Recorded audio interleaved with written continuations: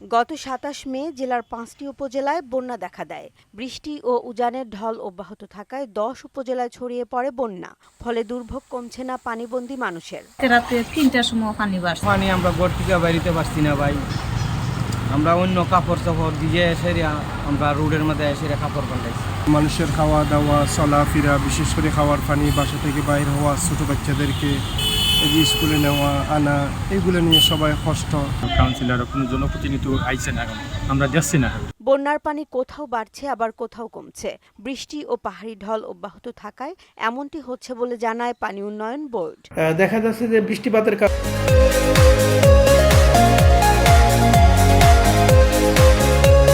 কারণে এই পানি কিছুটা কমতেছে আবার বাড়তেছে। যে বৃষ্টিপাতের যে ফোরকাস্ট খুব বেশি যে অ্যাবনর্মাল কিছু বাড়বে ওই ধরনের কোনো নাই। বন্যা কবলিত মানুষের জন্য জেলা প্রশাসনের পক্ষ থেকে ৫৭১টি আশ্রয় কেন্দ্র খোলা হয়েছে।